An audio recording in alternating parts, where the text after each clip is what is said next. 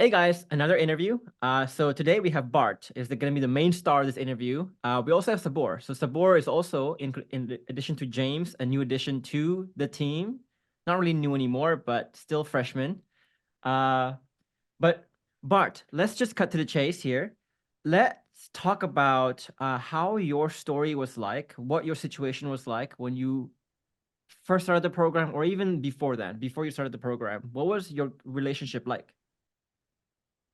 I thought my relationship like for years was just like a normal relationship where there's some arguments where just some kind of some upsetness here and there and kind of like that was kind of normal and going well. But about a year before I joined, I realized that there's just more resentment. There's more kind of more upsetness. We get to get into fights easier and kind of like my wife would just get angry at me for no reason, and then I started realizing it's just more and more of it. So hardly a day without her me feeling at the time that I was being attacked for some reason, and then I just didn't know what was going on. I thought things were getting worse, but kind of I just walked around it. I just didn't think about it much. I thought, well, things will get better. Something's wrong with her at the time that I was thinking, and it kept on escalating, and then I realized kind of after the kind of a year of kind of getting worse, I realized that there's someone else, and that was like a biggest shock in my life here. Like, things are great. I'm doing well. I take care of the kids. I work. I don't have any bad habits. There's just everything's perfect about me. There's nothing wrong. I don't use any violence. We go for vacation. We have more than enough money. The house of her dreams and then our dreams, and there's just perfect picture here. And but then I just was in shock. I didn't know what happened, and so that was the kind of breaking moment. And to be honest with you, I just started looking for what's the reason here, and for like a month I was sure that there was just like I put it all together. What it fit the most is kind of some narcissism on my wife's part. Everything fit the outbursts of anger, her trying to kind of crush me every time with any argument, and just it all fit so well. That just like was convinced that this is kind of like her completely toxic behavior, and they can't tolerate that on top of what has happened, and then I kind of realized that I started looking through YouTube, and through like a narcissist keyword, I think I found you have a video, Geoffrey, about narcissists or so. That's how I got connected to your videos, Yeah. and that kind of like stopped my thinking here for a second. Wait a second, maybe it's not entirely her being completely toxic and wrong and just like evil. Maybe it's me a little bit, and then I started putting things together. There's things about me that could be kind of not perfect there, and just like a little glimmer here, like a little kind of light bulb there, and Yeah. yeah, and I started, What? yeah, How long were you guys married, and do you guys have kids? yeah. We have two kids. We've been married like 15 years. Yeah. Yeah. So this is like a problem that's been brewing for a long time, and we'll get to this in a bit. But um, what you're going through is very similar to what a lot of people go through, which is that death by 1,000 cuts of destruction of safety over time, right? It's like there's small things you do that destroy safety, and that creates a bit of the self-preserving behaviors from your partner, whether that shows up in narcissistic manifestations or stonewalling. I don't know. It differs for every person, but then you will realize, oh, more misunderstandings and more self-preservation, more toxic behavior, which then makes you do more toxic behaviors, which makes her do more toxic behaviors, and eventually it explodes, right? The pressure builds. Um, and this is especially hurtful when you realize that, oh, she has checked out and met someone else already. And you felt betrayed because you're like, I meet all the definitions of what a man should do. I provide a nice house. I do chores. I cook. I clean. I take care of Yeah. the kids. What the I hell do cook you want again. from me? What Yeah. else do you want from me? And it's that emotional connectedness, the emotional closeness that is missing that we'll talk about in a bit. But also the other thing too that you mentioned that was interesting, and I want to get your thoughts on this, Sabor, was when you first sought out videos around your wife's behavior and your relationship, you found these videos about narcissists. right? And you know, these, because I found the same videos, and I'm sure Sabor you did too. And Yeah, these I did. narcissistic videos, they're almost like going to Google and checking if you have cancer, because they sound so correct. Like, oh, my partner does this, my partner does that, my partner does this, right? So all these behaviors, they sound so correct, but I think what you realize too, and what I realized, and what Sabor realized too, was these are all very correlational data here. So if, let's say, my partner is doing something toxic, gaslighting, arguing a lot, not wanting to have conversations, right? Avoiding conversations if the conversation is not going their way. Sure, one reason could be they're narcissistic, but another reason could be like that's also matching the exact same symptoms of someone who is self-preserving, who doesn't feel safe. But one is a character issue, one is an environment issue. Sabor, anything to add? Bart, anything to I add? mean, yeah, I mean, it was kind of the same experience for me. Like when I went through YouTube videos and I was like, oh yeah, my wife is like this. Like there was just a certain point. I was like, okay, sure, this is the case, but like, what do I actually do with this? I don't know. Like I can tell her, okay, this is you, but like I kind of felt like I just, okay, I can't do anything else with it. It didn't actually help me. Bart, what made you? I guess my curious question is, because the videos around the narcissistic videos, and I know the videos you're talking about, the popular ones are the ones that say, "Oh, my partner is a narcissist. Let's just talk about what a narcissist is, how to deal with those people." Basically, they're already making the assumption that their partner is a narcissist. They cannot think the other way, where it's like maybe it's not, maybe it's an environment thing. But you made the switch. You were able to see like, okay, I don't think there's merit to that. There may be merit to the other side here where I could have contributed to her behavior. What made you open and willing to make that switch? You know that there was such amount of anger, such amount of accumulated frustration that, as you said, it's kind of like a secondary narcissism because of being in an environment like that, and the outcome, the presentation matches, but the reason is completely different. And so and you know what made me think is that the classic narcissist would be a person with no empathy, and you know that doesn't fit because you know she used to love me and she loves the kids like you know, above life, and that didn't match. The only thing that didn't match, everything else was the amount of anger, the frustration, the gaslighting, all those kind of dirty things where that she was you know secondarily reacting like against me was there, but that's the only thing that didn't match. So I started questioning that a little bit. So you know, everything matched, but not that. So that's what kind of made me think. I was like that too. My story was because I was convinced my partner was a narcissist for a while too, and then until I thought back into like the beginning of our relationship, and I realized, there's a lot of behaviors that doesn't match that. Sure, there's a lot of behaviors that matches narcissism, but there's a lot of behaviors that doesn't match that too. And I could also see the way she interacts with her friends, her family. It's not like that too. And there's also many moments when I investigated further into the reasoning behind some of her actions.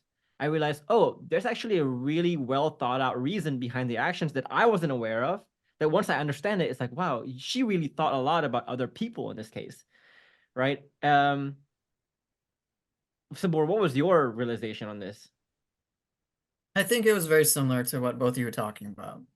You know, as I kind of mentioned before, sure, I could say she was a certain way here, but then I started to realize like my wife is behaving totally fine with other people.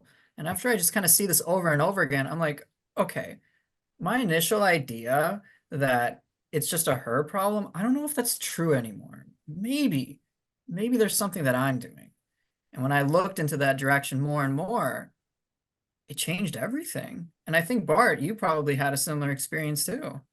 Absolutely, yeah, yeah. Not everything matched, and but I was at one point really going for the narcissist thing because the amount of pressure that she was exerting on me with you know picking up fights and not really stopping until I just got you know I even tried to be calm like showing you my calm faces there. There's no way she just kept on going until I broke down. So I realized there's something there that she just wants me to be crushed, and that made me think narcissist kind of that was matching there so well.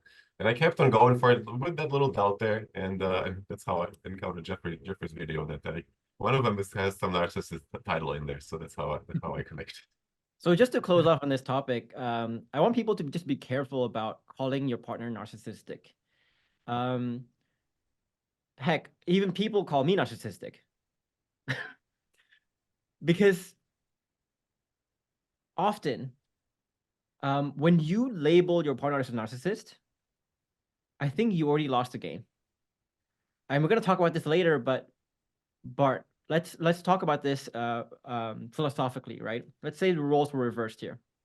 Let's say you are driven so crazy in your relationship, you're driven so fucking insane, and you feel so unsafe, you feel like you need to self-preserve, and you end up, everything your partner says now annoys the shit out of you. You argue about everything because you feel like you're just being suppressed for so long and so much.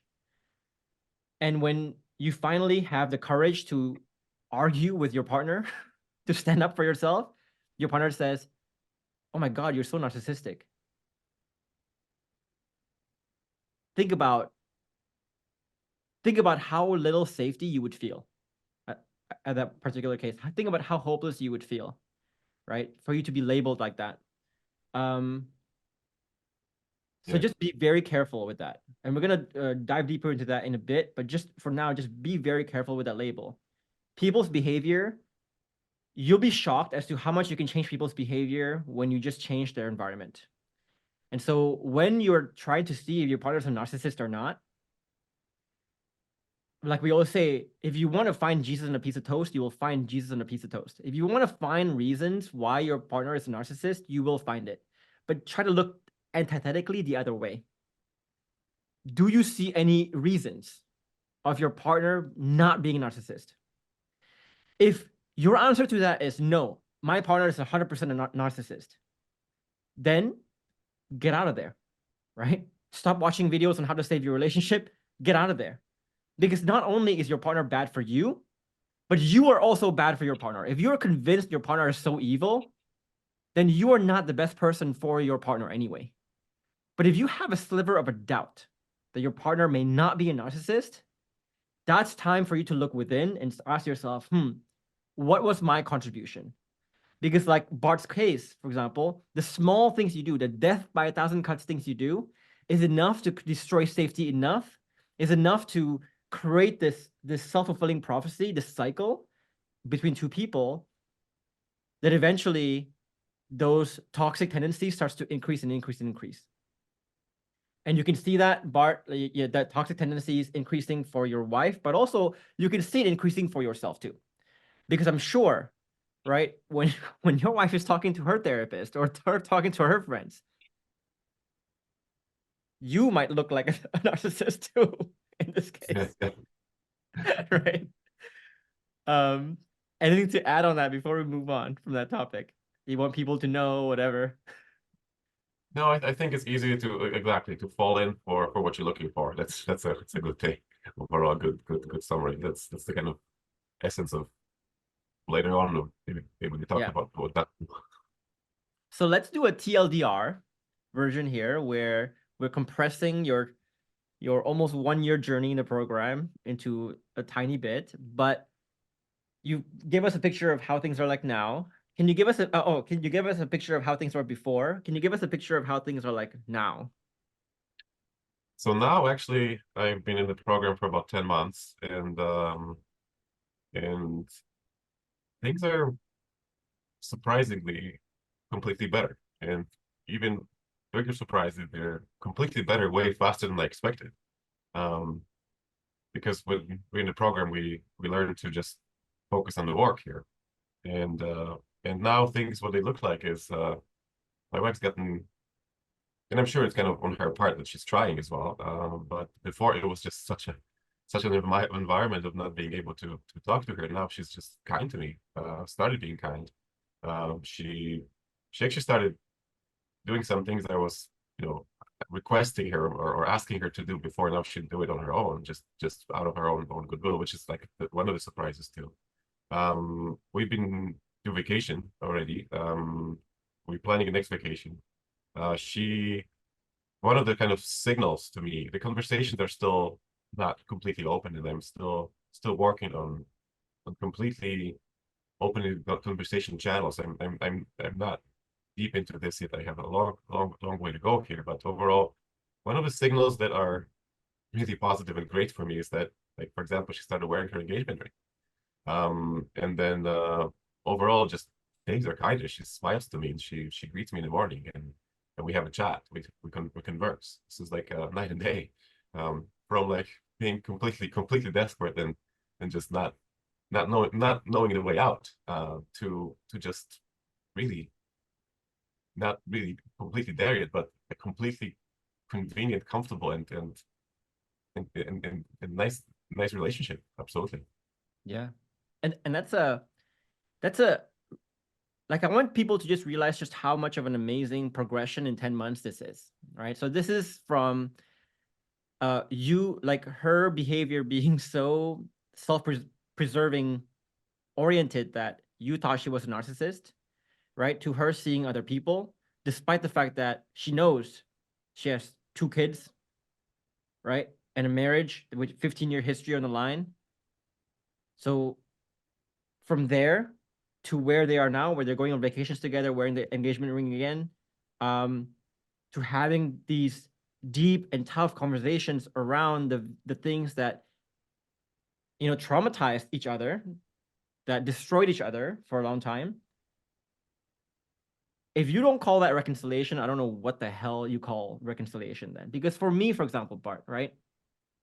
Even 9 years after my reconciliation, I'm still working on things, right? My wife and I were still working on recognizing a lot of the past toxic traumas that we have. We're still trying to find newer heights to our intimacy, to our respect, to our admiration, to our safety. So, you know, you're going from level 5 to level 50. I'm maybe going from level 500 to level 600. Sabor may be going from level 300 to 350. But no matter if you're going from 5 to 50 or 1,000 to 1,100, you'll realize that it's the same process to get from here to there, and from here to there, from here to there, right? The reconciliation point for me is not the point when everything is perfect, because that point will never come. The reconciliation point for me comes when you are able to lead and you both are able to have this relationship with enough safety, with enough of the 5 pillars to where you can now get on an upward trajectory. And that's the inflection point, is where reconciliation happens to me. Does that make sense? Yeah, that makes Sabor? sense. So Yeah, I mean, I would agree. Like, it's one of the interesting things about this whole process has been, you know, at a certain point, you just forget about like where you are in the destination, and you're just constantly focused on how can I get better? How can I improve things? How can I lead things? And then you just get lost in that, and you're like, oh wait. Like for me, in my case, you might notice my background compared to the last time. I'm pretty sure you can probably tell this isn't a normal male's like room. I'm like, no, I moved back home. But you know, it just kind of happens because I'm just so focused and invested on making things better. So it's cool. So let's get to the takeaways a bit. So the one thing I want to discuss here is, like, we have so many emails and so many like comments from people, Bart, who are saying basically, oh, my wife is doing a lot of these bad behaviors. My wife may be lying, for example. My wife is starting too many arguments. My wife is too hardened, and she speaks like a man. She has no commitment. She says it's hopeless. Basically, people are finding reasons to see why their partner is not worth it, what's wrong with their partner, and why they shouldn't go through the process because their partner is messed up anyway. But you chose the other way, which is you did the work, you learned how to create safety, you learned the internal shifts, and you learned basically to lead the culture. And what you found was that, what everyone we interviewed found is that when you start to change your behavior, you start to change the environment. And when you change the environment, you can change your partner's behavior in a massive, massive way. And you mentioned earlier that she's now doing things that she's never done before, that you've been asking for so long, but now that there's safety, that the 5 pillars there, she's actually doing it more. Talk more about that. Like, what is she doing now that she can never do before? no, first of all, yeah, I agree. If someone has doubts that might it was difficult at the beginning for me. That was just impossible to live. The environment was just completely inhabitable. And now and now it's just completely better. So maybe I haven't stressed it enough before because it sounded like I'm just chatting here, but just like a guy who doesn't feel somebody else's pain. I do. So that's a tough spot to be in. Overall, I was, in the past I was extremely controlling. So I was kind of like a neat freak, tidy freak, and everything like that. So I was just like asking to and my wife's more on the other side. She doesn't mind having a lot of items and things like that. I'm okay with like one t-shirt and things like that. But and she would have like an array of, say, I don't know, like sippy cups or drinking cups for like for water. And they would just be all over the for example, like a kitchen cabinet. And now she just, I found that she's coming in and putting it away and just keeping like a few of them and doing things that I thought I actually don't need them anymore because I changed that it's not that important to me anymore. But she just out of our initiative will just put things in order. What I considered clutter, she would just put it the way that she's never was doing. She's just like cleaning up moving through closets and cleaning up things. And basically like accommodating me with, like asking me if I wanted something or if I needed something. That was kind of like hasn't happened in a long time. So overall, the small gestures and what made me there. Smaller things. That was a big deal for my relationship too. I remember when I first got with Samantha, of course, at that point, we're both new to moving in together and living with someone else. So, when you're single, you just think about yourself mostly, right? Like, the house is just like your house. So you don't consider the other person. Like toilet seat, up or down. I'm like, it's always up. What are you talking about? Right? But when we first were living together, I remembered that she was doing a lot of things that I was considering to be a bit rude, a bit inconsiderate, because she wasn't considering that it was my house too. And I used to play the approach of lecturing and telling her what to do and just like making it really, making her feel really guilty for not being considerate of me. And while I thought that would work in my male brain before, that actually destroyed more safety and actually made her more resented towards the relationship. And it actually made it harder for her to be considerate. But then now, like 9 years later, like this whole house, Bart, is built with me in mind, to be honest. Like even where the plugs are, she put the plugs exactly where I need, how many plugs I need, right? How many lights I need. Like the whole 4th floor is my floor of our like home here. Another thing that changed for us was like sexually. I think my wife, she grew up in this very traditional Asian household where, sexuality, eroticism was very suppressed in her world. And when I first met her, she was always very shy and very afraid to show her eroticism. So sexually, while all the other parts of our relationship was pretty strong, sexually we were very bad. But now, like I sent a video yesterday, July 4th, to Sabor of her like singing this very sultry song. Like she is so sexual now, right? And I used to think she was not capable of being sexual, but now she's like a sexual goddess for now. And I can name so many other areas like kids. She didn't want kids when I first met her, and now she wants 3 kids. Now we're gonna have 3 kids, kind of thing. And so these are issues that I would say a lot of people would say if you don't have this, if you're not aligned on this, it's really hard for you to have a long-term relationship. But again, people underestimate just how much people's behaviors, people's personality, people's desires will and can change when you start to create a different environment for them.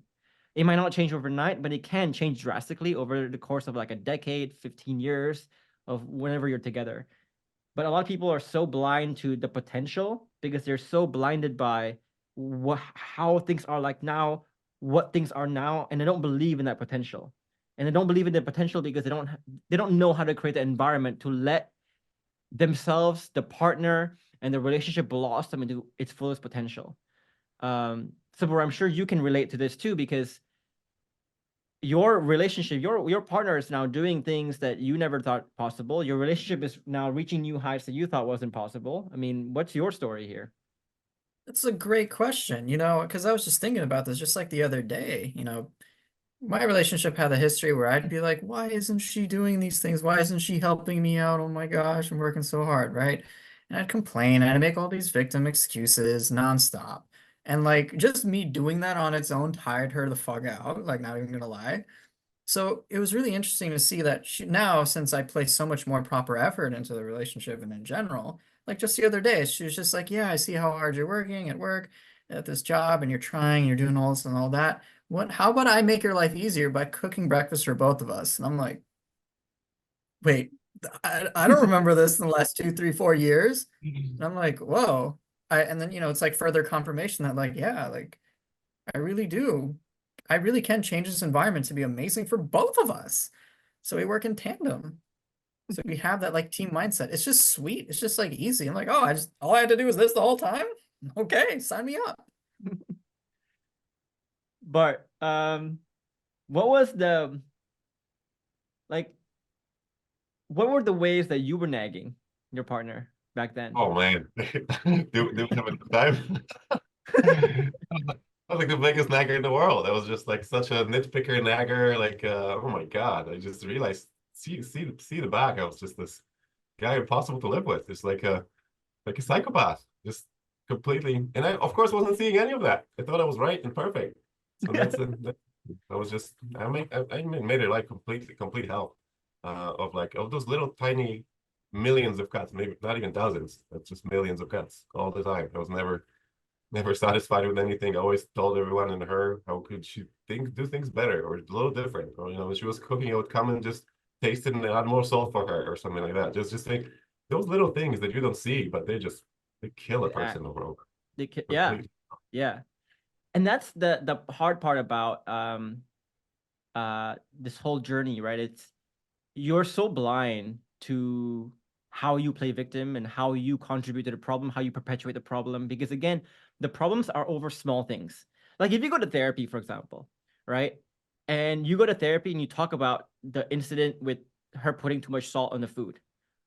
Well, yes, that killed you inside, and that actually meant a lot to you that she did that, whatever it is. That the issue was a small issue, but you can't really talk about that issue. You sound really dumb talking about the issue, but those small issues are what you hold within you. So those issues that you could never talk about, they get repressed, they build over time. And I'm sure your wife has a lot of the same stories, these tiny things, right? Mine is always in a toilet, right? Like when we first moved in, I remember we had this big argument one time about this thing. She likes to have her bathroom clear of stuff. No soap, no cologne, no nothing. I like to have all my stuff on the counter. And so I would put my stuff out on the counter. She would put it back in. And I would put it out again. She would put it back in. And I keep telling her, like, dude, can you please just put it there? And she would put it back in again. And we would have this big row. But if you go to therapy and you talk about that, it sounds like a small deal, but it's a big deal for us, right? Yeah. So that's the first reason why I think people remain blind to it, is because the safety is destroyed in the tiny moments, not in the big moments. But we talk about the big moments, but we never consider the small moments. But also another thing is the blindness is just the self-fulfilling prophecy of this, right? So if let's say you're like at that point in time, right? Your partner would do something that annoys you. You would lecture her into doing better. Did it work? Obviously not. All right. Like maybe it works for a little bit, but because she's doing it out of guilt, out of obligation, she doesn't understand why she's doing it. She doesn't want to do it. She does it for a week and then she stops doing it again, and you get even more angry. But the more angry you get, the less safe she feels, the more toxic behavior she does, which makes you do more toxic stuff. So I want you to consider here, Bart. You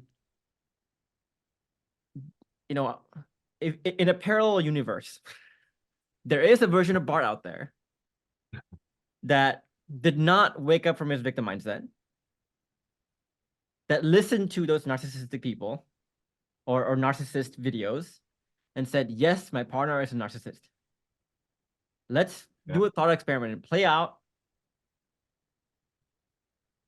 Yeah, so that's really easy. The answer is really easy. There was a moment I was so convinced I was right, so convinced that she was just completely evil and horrible, that I was just packed up. I was in my car. I was moving out to the hotel. I thought I'm not gonna allow a man to be treated like that. You know, like this is me, and you know, you can't allow that. It's at one point you gotta make draw a line here. And I was just like I think I was just ready, and something little stopped me to defer it, and so that would continue. I guess I see myself having moved out. I guess I see myself seeing my kids every second week there, and having some new household somewhere, and just being on my own, and just still being regretful and bitter and frustrated, but thinking I'm right, but thinking that I was right, and I will not let my pride be taken over like that. I'm gonna be strong man here, and I'm gonna show that that I'm right, and that would just pick up some pity from people who would agree with me, and then it would just reinforce what I'm thinking. So that's the alternative reality, when I'm just bitter, upset, but feeling right for some extent. Yeah. That's like I was I can think of 3 recent cases in our program, because like we don't take in everyone who applies, especially when you're really stubborn. We don't take you in. There was like 3 cases. So first case was like in his application part, he put the words like, I am here because I'm really combative as a person, and I tend to like start arguments left and right, and I want to stop that side of myself. Guess what, right? He showed up to the call. He was having his phone everywhere. He was moving, shaking everywhere, right? And so Jason told him, hey, can you put your phone on just a stand? Maybe your nightstand, right? And he says, like, I can't do that. I can't do that. I'm like, and then he starts blaming us. It's like, oh, Jason has all these like things, and he was making it hard for us. Like, we can't have the call. So he doesn't realize that like he's here because he's combative. And he just was combative. And when we are trying to tell him, like, dude, you're being combative, he doesn't even see that he's being combative. And I can name so many other people who we apply like this. And so my question to you, Bart, is like, if you were standing in front of someone like that, where they're about to go in the same direction as your old self, like as your alternate universe self, where they're taking this victim mindset, it feels right to them, they double down on it, and then when they double down on it, they get worse results. When they get the worst results, they see it as a confirmation of what they believe. They double down on their own strategy, and they keep going and they keep going, and they never at some point feel like, maybe I'm wrong here, or maybe there's another way here, or maybe I'm not correct. How would you wake those people up? I'm just thinking about, how would I talk to myself? There's very little room here, because that's such a self-confirming righteousness that, and as you said, everything you do confirms you that you're right. And the anger feels so correct. The pride feels so high that it's a tough one. I don't know if waking myself up from there, I would have to use all my willpower, maybe just talk about the possibilities of me being wrong here. But it's just, if you're in that spot, it's so hard to listen, so hard to hear anything else. You're just so convinced. There'll be a hard time. I would have Yeah. him with me. One time, my wife said to me, right? It's like, because I used to do this too. I used to argue with her to the death, and then eventually she just shut down, and she just said like, "Okay, you're right, Jeff. Whatever, bye." And when she said that, I was like, "Oh, she stopped arguing because she knows she's wrong." Right?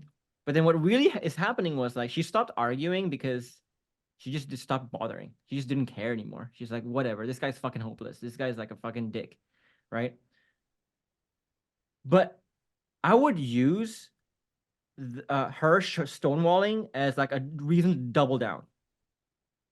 And in my mind, I remember back then I used to use that as a reason to say like, okay, that strategy of me arguing with her to the death and proving myself right is the good strategy. Because look at, in the past, it's always made her bow down to me. Yeah. Like, that is such, like, I felt so right in having that learning and takeaway. But I was like, looking back, I'm like, what the fuck was I thinking? You know? And we have another gentleman that I was trying to help him in the comment section on YouTube. And I was like, I just gave up. I just stopped responding because he was just so combative. And every time I tried to tell him, like, dude, you're being too combative right now. I cannot have a conversation with you if you're being too combative.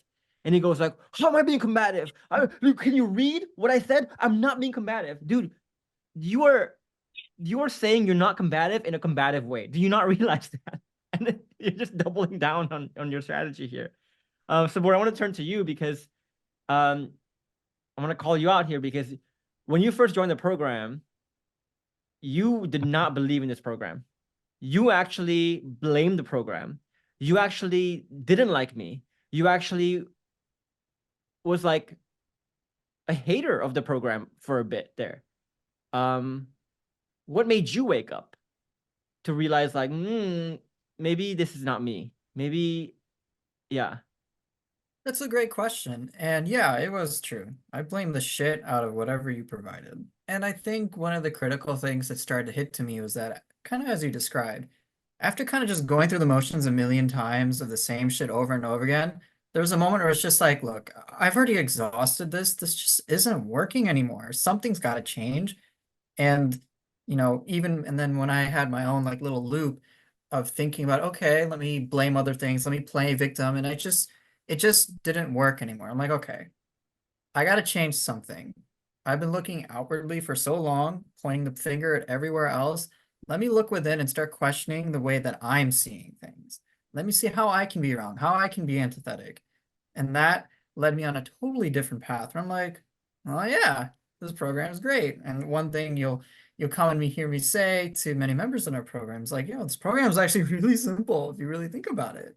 Let's just keep looking for reasons for that way. So it really kind of showed to me that these opinions that I had before and I felt so justified in believing, they didn't need to be correct. Why don't I go over something better? Yeah. So the takeaway from this one, guys, is a lot of you guys listening to this, the hard part about victim mindsets and all these like internal shifts that we're saying, it's not about understanding them conceptually. It's very easy to understand what victim mindset is and how that destroys you.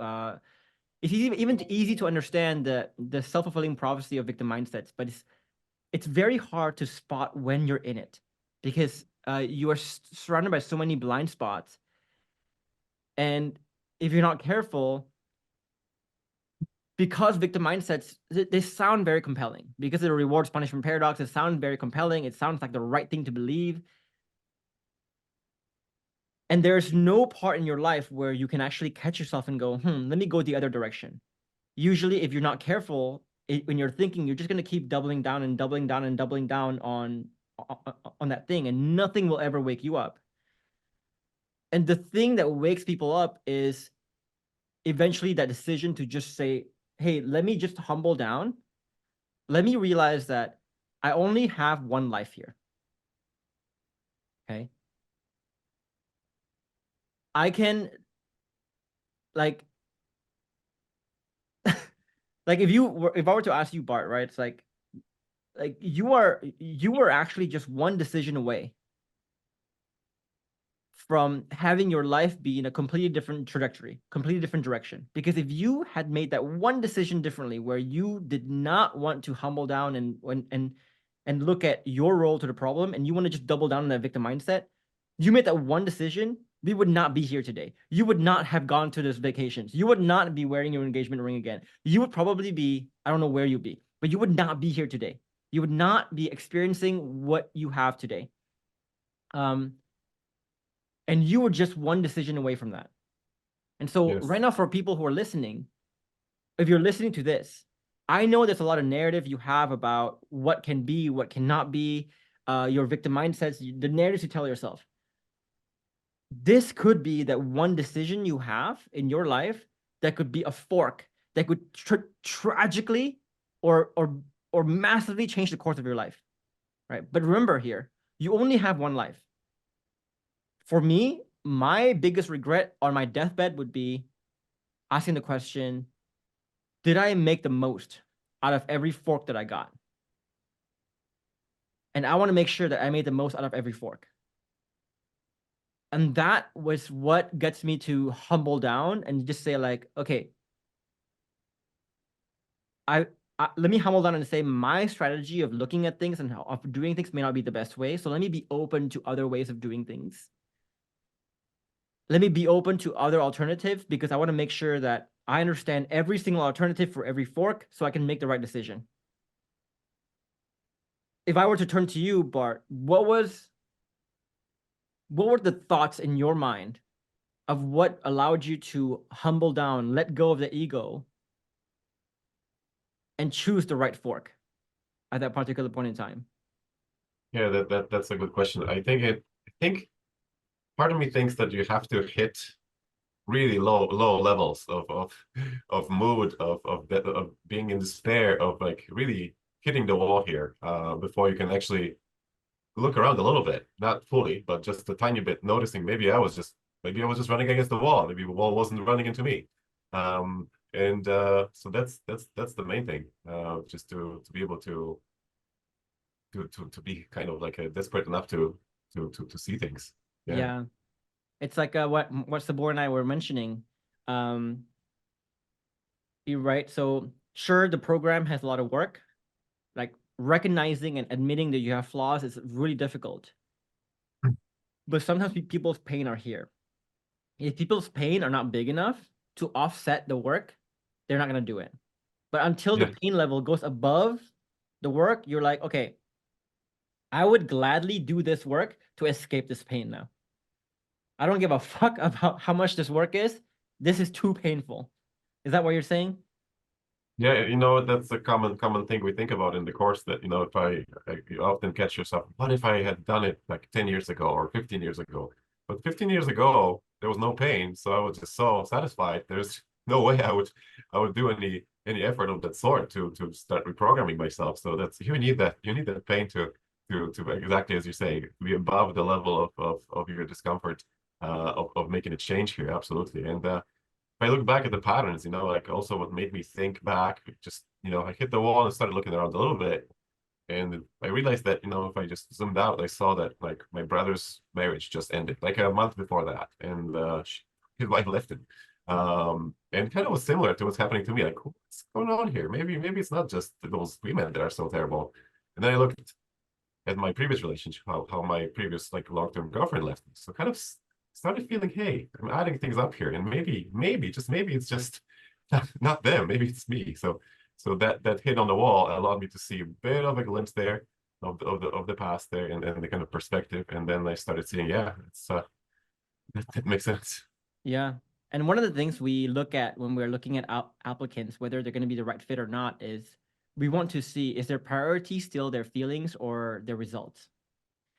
Because if you see someone on an application call and they're getting their feelings hurt over the way, maybe a word choice that we had, maybe the way, because Jason gets pretty tough sometimes, and Bart, sometimes in the program, we get pretty tough on you guys too. And it's very clear when someone latches on to that tough love and they latch onto that and say like, well, I'm not going to do the program because this program is too tough, or you say it in this way that really hurt my feelings, kind of thing. It really shows their priorities. It really shows that like they're here to get their ego stroked, not really to get the results. Because in my life, right, I've spent close to like $500,000 on coaching, on mentorship programs. And I've never, like, my coaches say sometimes really mean things and really tough things to me, right? But I've never actually allowed any of that to distract me from the work I need to do, to distract me from getting the results that I want. Because to me, who cares? Who cares what my coach says? Who cares if they didn't present it in the perfect way, right? This is about my life. This is about my results. And the analogy I often give is, imagine you're seeing someone running off a cliff, right? And before they run off a cliff at full speed, you grab their arm. Maybe you grab their arm too tight and you bruise their arm. And they turn around to you and they go like, hey, man, that really hurt. Oh, whatever. I don't want to listen to you anymore. You hurt me. They keep running off the cliff. It's like, dude, do you not understand? What's the stake here? Do you not understand the alternative, right? And so, I want to turn to you because there are a lot of people in the program, even in the program, who take the tough love that we give, who take the complexity of the program, the length of the program, the difficulty of the program, and they don't make the same realization as you. So you initially blame the program for like, oh, this program is too tough, whatever it is. But then you eventually woke up and you said, maybe it's not that the program is tough. Maybe it's that I'm interpreting and seeing things in the wrong way. And maybe I need to use the program processes to actually change the way I see challenges, because that's been killing my relationship anyway.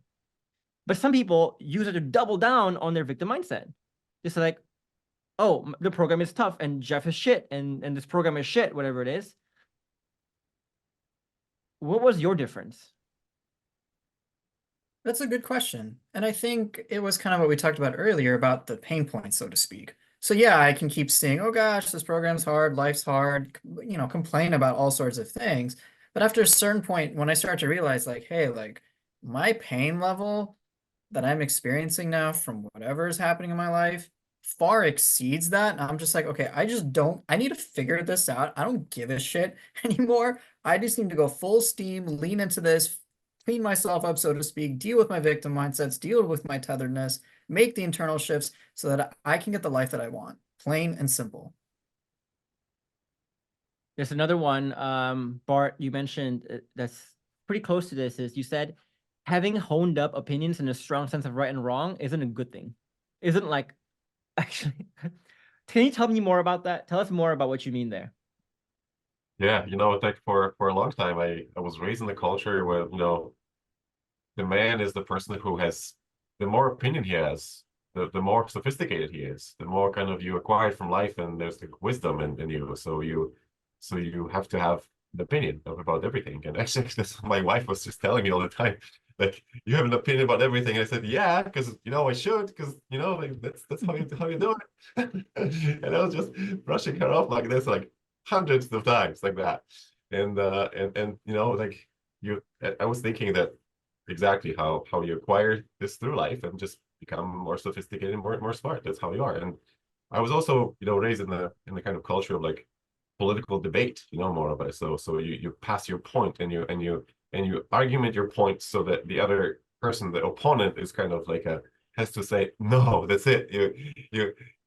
I give up. You know, you convince me. So there's all of a logical kind of debate style and conversations, and that kind of connects to being very opinionated. And yeah, I was sure that, you know, having a lot of opinions and just about everything is the best thing in the world. That's how I was cultivating it. I was just growing this. That's that's amazing now if I look at it. Yeah.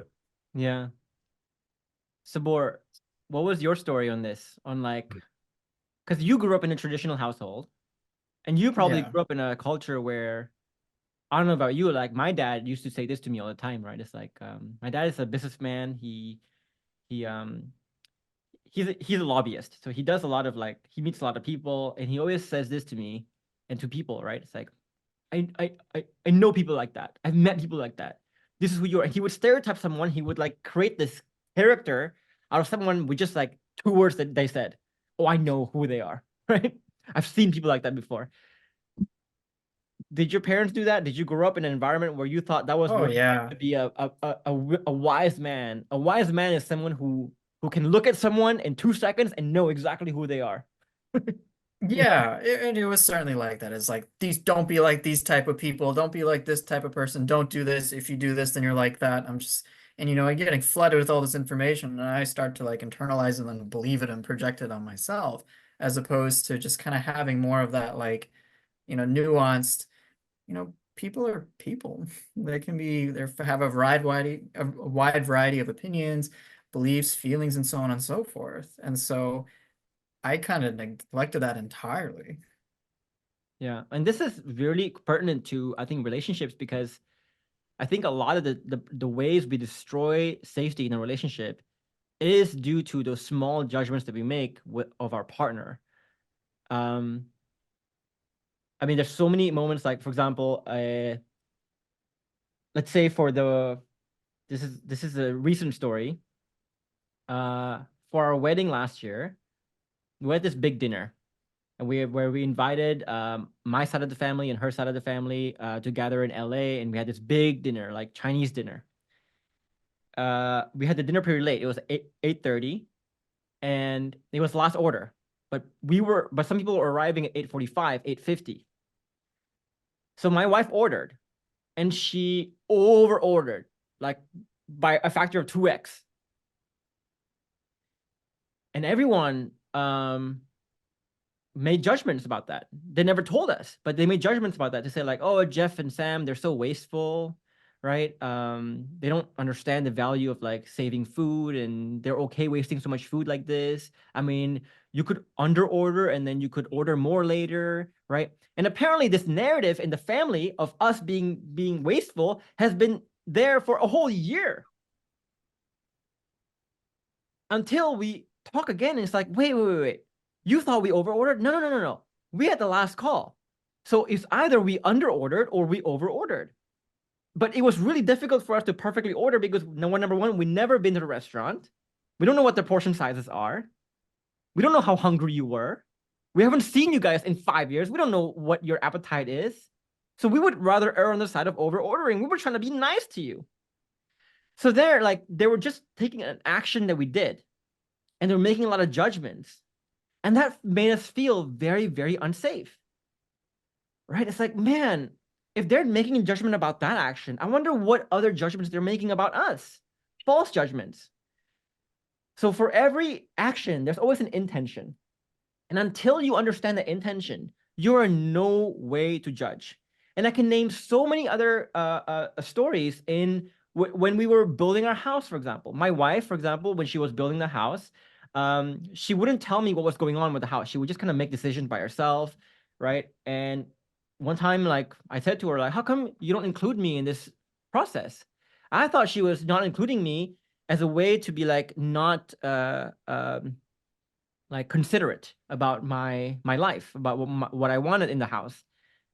And she said to me, like, well, I see you're busy, you're hiring people, and I just want to not only make it easier for you, but I want to show you just how much I know you, how much I've been studying you, that I can make decisions without you, Jeff, because I have learned to know you.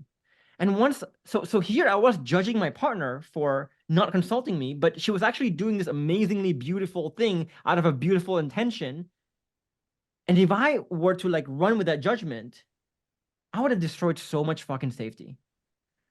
You know, do you guys have experience with that where you made a judgment and you realize like, oh shit, that's so wrong once you discovered the intention? Bart, go ahead.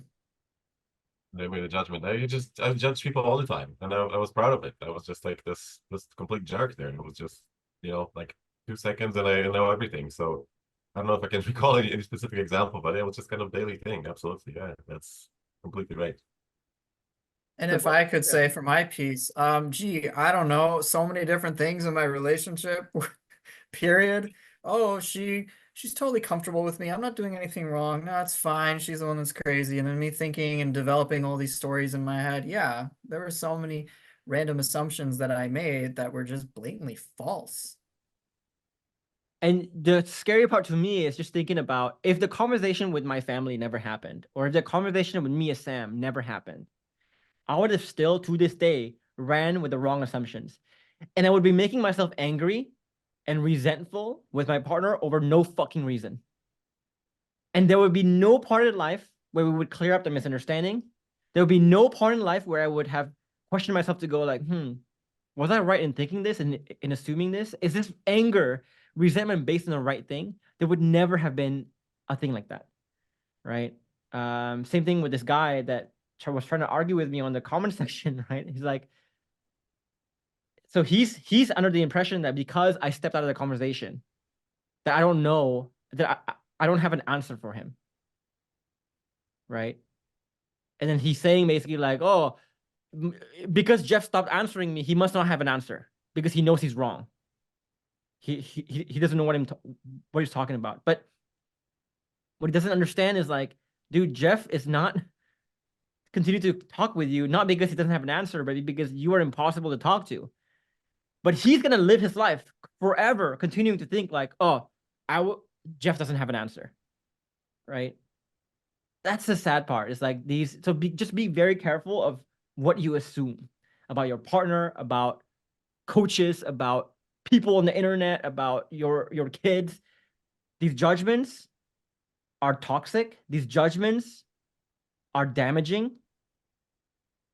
And these judgments are damaging in a way where you will never catch them. You will never recover from them. It's really hard to recover from them. You need to have either some amazing antithetical perspective, antithetical mind that questions yourself all the time, or someone else to point out the misunderstanding for you. But it's so hard to get out of the blindness. That's a scary part to me. And I often wonder, like, what else am I making judgments on about other people, about you, about Sabor, about my wife, about myself? That is wrong. Oh, right. And it just makes me humble and much more humble over time. Absolutely. It's the same experience for me. I mean, just the more that I look into my antithetical thinking, the more I'm like, hey, what could I be missing? What could be wrong? I'm very surprised, just like you, Geoffrey, what I could find about other people, yourself, clients. I mean, even yeah, just anything really. And it's when you lean into that, when you look into that, when you lean into that, just that 1% doubt that you have to figure out, hey, like, where can I be wrong? You might come to the conclusion, holy shit, there's a whole new universe where I never knew about this. Oh my gosh. And it's just like the entire horizon, you can just see like a whole new life mapped out for you. But you'll never know if you don't even start beginning to question yourself. And that's the, go ahead, Bart, sorry, cut you off. This is maybe also about an effort, you know, because to open those eyes that are closed, you need to like have the force of the eyelids and open them up, and that's painful, you know, to be willing to make that effort of using those muscles. It's just easier to just see what you want to see, and it's narrow and it's just perfect because it's right there, and you know, it's kind of like a reaching out for a beer that's beside your couch there. It's kind of the same thing. It's just, you know, you're not gonna walk for it. It's just gonna just reach for it. It's right there, perfect. If you have a perfect evening, but you could just walk around and see the world, walk out of the house and just went for a run or something. But that's much harder. So it's easier to to do the easy. Effort's hard. But it's also interesting because I'm gonna say the next thing here, which is that reconciliation is actually much easier than you think, because you know, our partners doesn't need to know us to be the perfect product. Our partners just need to know, like, are we going somewhere? Can we go somewhere even? And what's funny is that a lot of men, when they try to reconcile, they try so hard in overt ways or covert ways to try to prove to their partner they've changed, they're different, they're better, right? Hey, you should come back because of these reasons. Hey, you should talk to me again because I've changed. But they don't realize that trying to prove to your partner that you have changed is actually going to push your partner away even further. Because to me and to your partner, it shows that you haven't even accepted or humbled enough to realize that you have a problem, that there are problems, you know? And so this is actually the number one criteria we look at with whether we enroll someone or not. It's not how untethered they are. It's not whether they play victim or not. It's not how good they are with the frameworks. Like, we don't care about any of that. It's really about how humble they are to learning. Are they just going to come to the call and take their assumptions about us, about the program, about what reconciliation is, about what they need to do from them watching all these videos on the internet? And do they just want to run with it? Or are they here to humble down and say, I don't know anything, and let me learn, right? Because if you are still holding on to try to appear perfect in front of me, in front of Sabor, in front of your wife, you haven't even done the first step of the 12-step program in a way, which is the first step of a 12-step program for Alcoholics Anonymous, for example, is accept you have a fucking problem. Stop trying to paint this narrative that you're already better than you think, that you're not an alcoholic, you don't have a problem, right? I'm sure in your journey, Bart, you have had a lot of moments when you had to confront this perfect product versus perfect process question, dilemma. Was it a hard switch for you to make? Oh, yeah, absolutely. That's such a mindset, deep mindset switch. Because everybody's worried about what they look like. Everybody's worried about the image. Am I looking like that yet, or am I looking like a man who's middle class and looks neat? And am I looking like so? Yeah. So, and doing perfect process is kind of not looking at it at all, and just completely just doing what you're doing, and just not looking to the outside at all, just looking within, and just keep on keeping on with the learning, with the process, with the growth, with looking within yourself, and not letting this kind of outside image that you may have wanted to keep affect you. That's a very difficult thing. I don't know. Some more thing about it. I mean, and like, I think, so the reason I say the moment of reconciliation is actually much easier than people think is people often think of reconciliation as, what can I say, what can I do to my wife to prove to her that I have changed, that I'm different? But really, if you want to, if your goal is to have your partner believe your changes, you just need to say this one thing: wife, I fucked up, and I know I fucked up. I know I was a bad leader. I admit my mistakes, and I'm trying to work on it.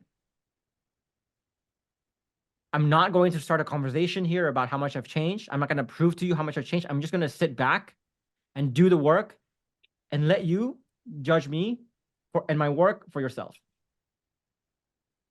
That is actually the most powerful thing you can do. And so there's one lady right now, I don't know if it's a lady or a guy, but she keeps like peppering comments on my videos saying like, my wife blocked me, or my partner blocked me. How do I initiate contact? My partner blocked me. What should I say to get her to like talk to me again? And I keep telling this person, like, if you're blocked, if you have destroyed so much safety to the point where you're blocked, you should not be asking this question right now. But yet they still keep asking me the same question. And they don't understand, like, dude, you're making it so hard for yourself. All you need to do is first admit to yourself that maybe there is a reason you're blocked, and stop asking the question, how do I manufacture contact? How do I manufacture contact? It's just, you don't understand that you're making things worse for yourself by asking the wrong questions. Sabor, I think you had kind of the same realization too, because you struggled with perfect product illusion for a long time. Either because of like family upbringing, childhood experiences, whatever it is, but I remember when you were coming in here, it was so hard for you to admit that you don't know something. It was so hard for you to admit that you were maybe lacking something. What made it so hard for you to admit that? That's a wonderful question. So I think, to be honest, I never wanted the perfect product. I never gave a shit about that.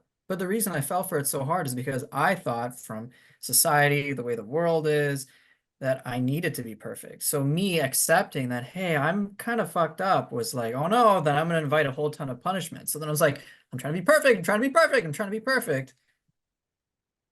And of course, I kind of fed into my own deep fear about like, oh no, people are going to judge me. People are going to be pushed away by me because I'm trying to present myself as some sort of perfect way. So once I realized that, like, wait a minute, I don't actually give a shit about, I've never really cared about people being perfect. I don't want that for anybody else. So why the fuck am I doing this again? Why am I operating like this again? I guess I need to, let me take a leap of faith. And then I came to realize with perfect process, I'm like, whoa, this shit's easy. I should have been doing this much sooner. And so then that kind of built more evidence for me to just be like, yeah, I've got issues. I'm fucked up, but you know what? I'm gonna go work on it. And I'm not gonna say anything else. Let me just do, and you judge for yourself. Just like you said, Geoffrey. Yeah. And so just to make people clear here, when we say that her process is such a important shift to make, and you have to make that shift by being just humble and admitting your mistakes, is that when you admit to someone, like when you say to someone, right, hey, wife, here's like I used to do this a lot, right? When when my wife were to tell me like a problem that she has or some thing she's unhappy about, I would kind of tell her, hey wife, like just believe me when I say like I tried my best. I'm trying my best to be better, to do better, whatever it is. I'm trying to show my wife here that, hey, you getting angry was a misunderstanding, right? This is my best already. Like, please accept me and please love me because I'm trying my best. And then she said to me this one time, right? She said like, Jeff, if this is your best, if you're trying to show me that this is the best you can do, then that's all the more reason I need to get out of here. Because you're telling me this is the highest it can get to. But then the moment I just admitted to myself and to my wife that like, okay, I haven't been my best. And I know I fucked up. I know I messed up. That's when I tell her basically, okay, sure, we may be at a low level right now, but that's just when that's the moment when I admit my mistake is when the moment when the trajectory goes up. Before it was flat or maybe even going down. But the moment I admit my mistakes, I have just raised the potential for myself. Because now she thinks if she at least can admit the mistake, he can at least understand what to do about his shortcomings. But if he doesn't even understand his shortcomings, fucking forget it, right? The same thing with that guy. If that guy is listening, right, to this phone call, it's like, we're okay with people making wrong assumptions about our program, about what we do. We're okay with that. What we're not okay with is when someone makes the wrong assumptions and runs with it without even asking us a question, without even asking us like, why did you do this, Jeff? Or why does your team do this, Jeff? And they just run with the wrong assumptions. That tells me they're not willing to study, to understand other people. They're just doubling down on their own knowledge. If someone were to come to us and ask like, hey, I'm making this wrong assumption about you guys. I'm making this assumption about you guys, and what you guys are doing is not making me feel good. And they have a conversation to us about it, and they ask us about it. That changes the whole face of the conversation completely, because now it's clear that you want to actually change. You want to actually find out. You want to actually understand. You want to actually increase the potential of this relationship between us and client, whatever it is. Same thing for your partner, right? Sabor, what was the moment for you when you embraced the perfect process? What did you say to your partner that you think made her kind of soften, made her kind of have that hope again in you in the relationship? If I'm going to be perfectly honest, it was less about what I said and more about what I did. Because I've had a history where I would always justify, over-explain, and kind of like you were saying, like, hey, I'm trying my best, and just, just like nonstop like dialogue coming from me. And she's just like, oh, can you just actually do something about it? So for her, when she got to see like, okay, this guy is just doing the work. He's not, if anytime he makes a mistake, I tell him, he acknowledges it. He understands the mistake, and then he just does better, and he just doing it really fast. Like, okay, I'll watch this.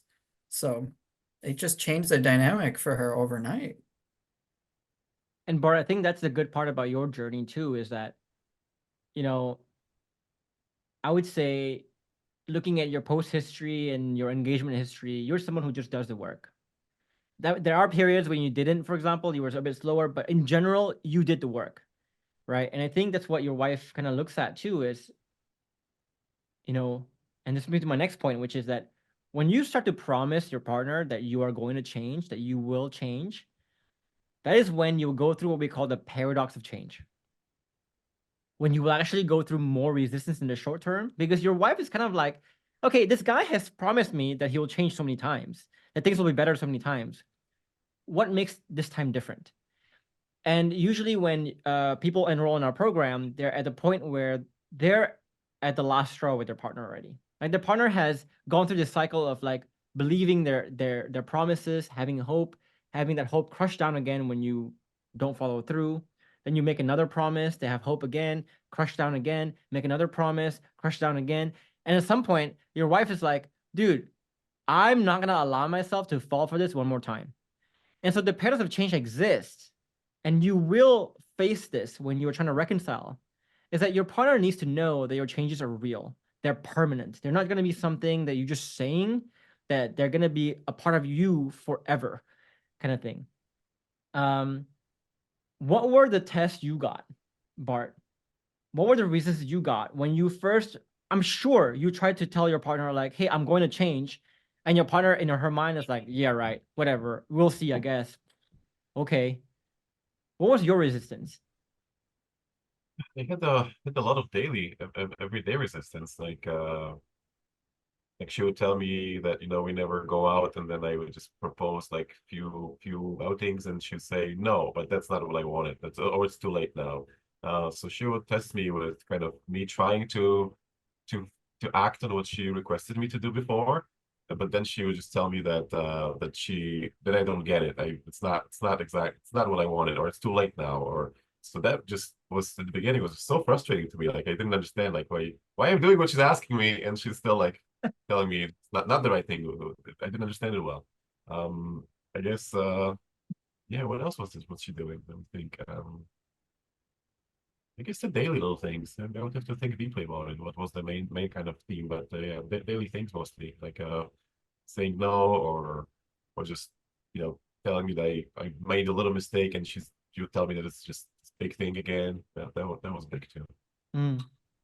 I think the big one that will resonate with a lot of people is when she said like, it's too late now. Don't change now. You're too late. You should have done this a while back. Why are you changing now? I already met someone else, whatever. That's a big one. Sabor, what was your resistance? It was pretty much the same. She's like, yeah, I've heard literally, Sabura, you've talked about this like millions of times. The next time you're gonna say something, well, there's no reason for me to believe it. I don't trust you. Stop this, stop doing all of this, and so on and so forth. So it's just kind of the common things that you hear with paradox of change. Yeah. Give Mine up, was there's no hope. Jeff, you sound like a therapist. You sound fake. You don't sound yourself. And also, like she didn't say this, but it was more of the yeah, right? Like Just like yeah, you said this so many good times. for you. Whatever. Yeah. Good for you. Try it for someone else, right? Yeah, good for you. Change for someone else, not me. I'm out, kind of thing. But you know, like Sabor was saying, it's really your actions, and what Bart did. It's really your actions that will really matter at the end of the day. Because if, let's say, okay, you say to your wife, let's say, wife, I will do anything and everything to get you back. I will go to the other end of heaven to do it. I will do everything. And your partner says, just go, good for you, but please do it for someone else. Or you sound fake right now, or whatever resistance you get. And you go, okay, fine, I don't want to do the work anymore then. I'm like, dude, a few seconds ago, you just said you will do anything. And now you suddenly back down on that again? Like, that sounds really sad, you know? But let's say like you do what Sabor and Bart did, which is like, okay, I got resistance, that's fine. Let me learn how to thrive. And let me show you just how real and permanent this is. That even when you're resisting, when there is not even a promise of an outcome here, I'm still doubling down on the process to bettering myself, to learning this stuff. At some point, your partner's gonna go, maybe this is legit different, maybe, right? And we do the same thing with people who are about to be clients, like this guy. Okay, he says, I'm really combative and I'm trying to fix my combativeness. Sure, he can say that. He can say to us all day long, I will do anything to fix my combativeness. And then we just gave him a little test to see like how much does he mean this? And instantly he's like, whoa, screw you, Jeff, screw you, Jason, fuck you guys. I'm like, do you really want to get out of your combativeness then? Is that what you really want then? Sure, you say it with your words, but your actions don't match it here, right? So just think about that, guys, right? It's like when you are trying to reconcile, you will face the paradox of change. And when you face that, when you face resistance, see that as a good thing. That is your wife wanting to see the validity of your changes. Take that opportunity. It doesn't mean you're going backwards. This is progress. And what you do at that point in time, no, what you do will tell your partner everything she needs to know.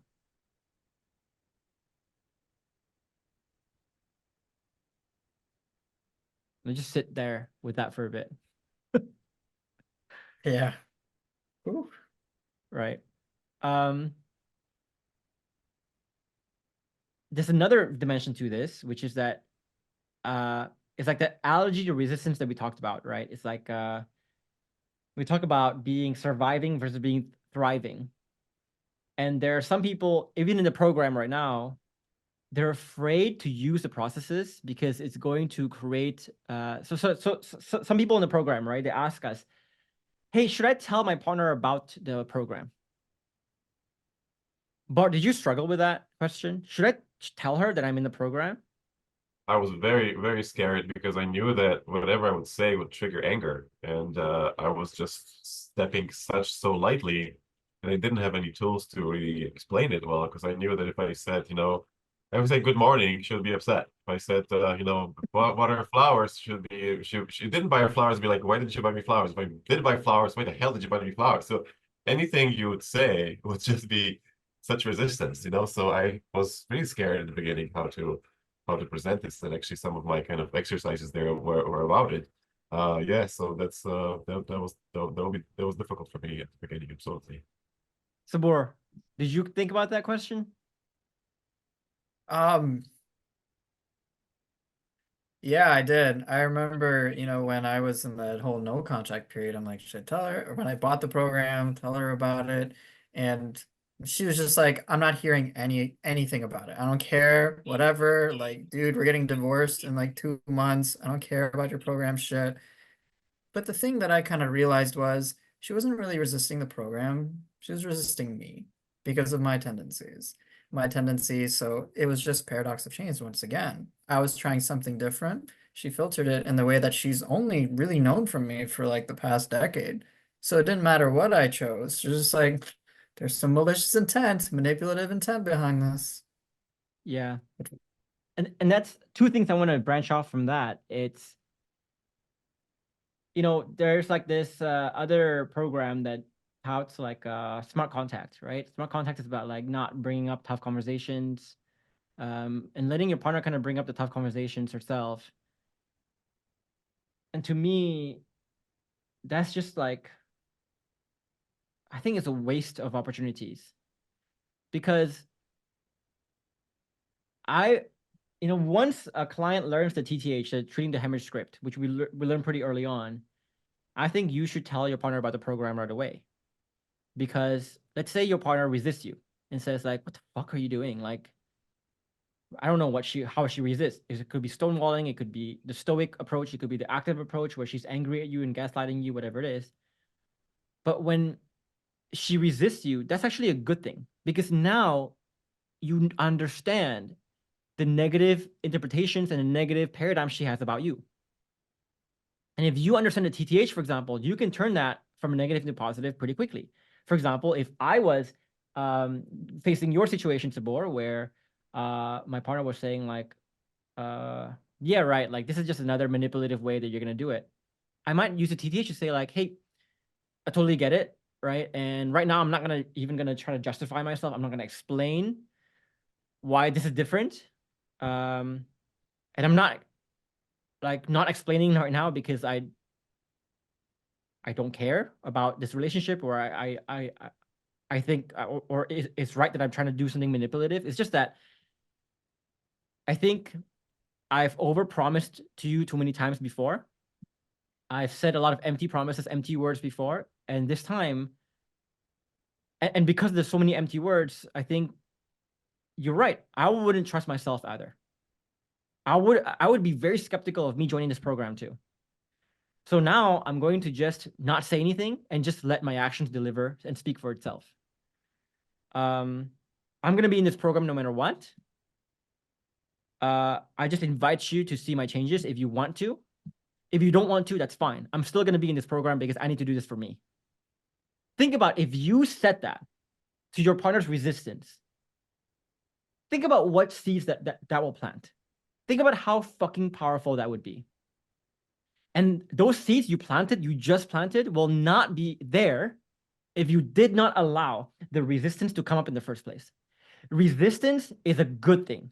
Resistance are there so that to give you the opportunity to turn a negative into positive.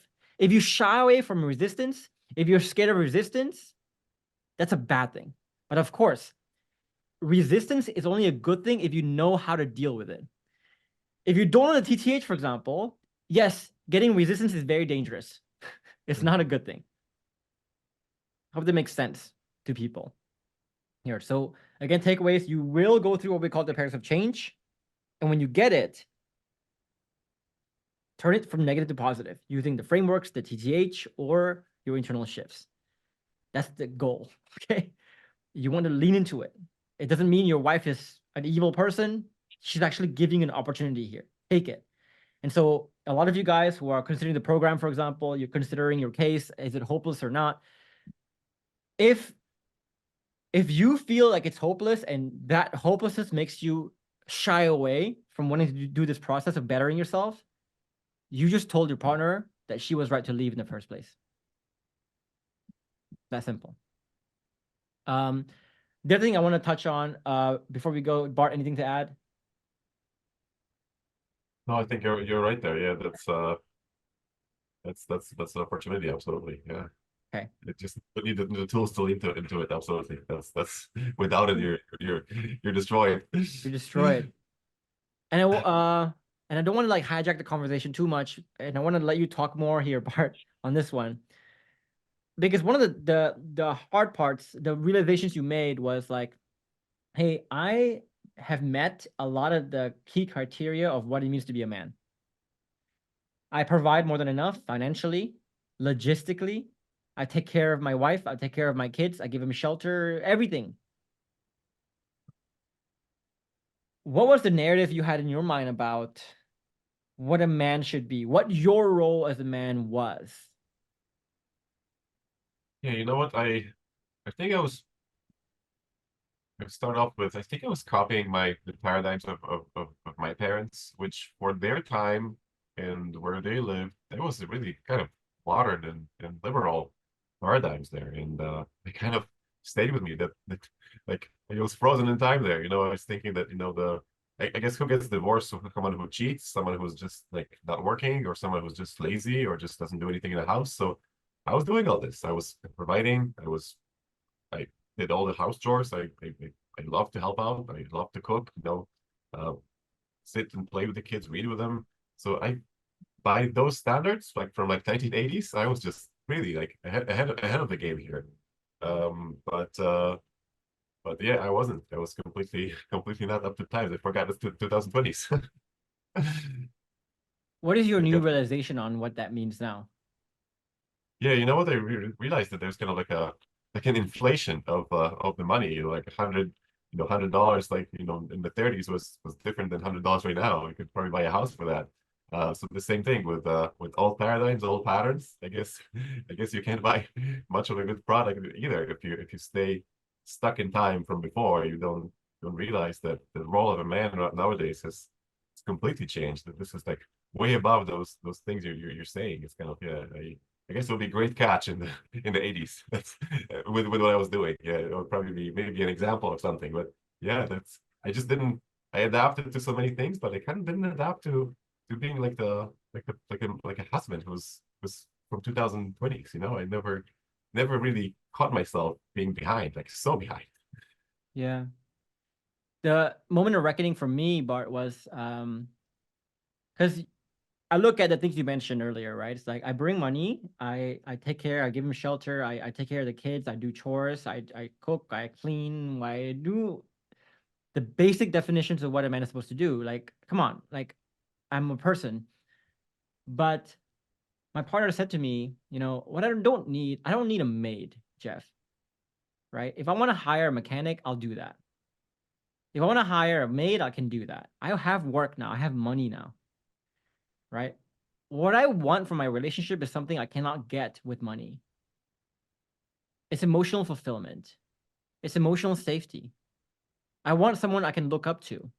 I want someone I can align with. I can dream with together. I can feel self-actualized with. And I want to go through this journey of life with. Because if I want someone to just take care of my kids, I will hire a nanny. I will hire a maid. I will hire a chauffeur. I will hire a mechanic. All that stuff is replaceable, right? And that woke me up to understanding that inflation of value.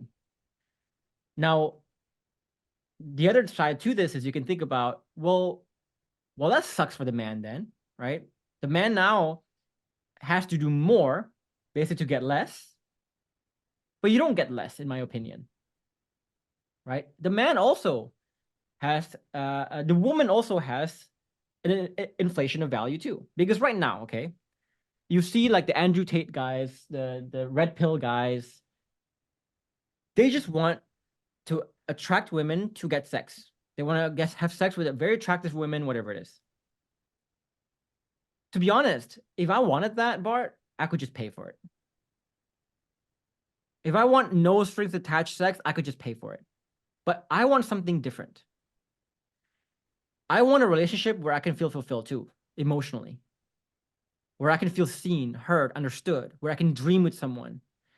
And I say to Sabor and James all the time, it's like the amount of bliss I can get from that is so high that sexual orgasm falls in comparison to the satisfaction I get with some of the conversations we have with my wife. Right? So you as a man, you stand to gain something higher too. But you can only gain something higher if you're open to that challenge of inflating your own intrinsic value as a man to be able to provide the higher level self-actualized needs, emotional needs, etc. too. Let me pause there. Do you resonate with that? Or like, am I going crazy? Am I just living in a bubble?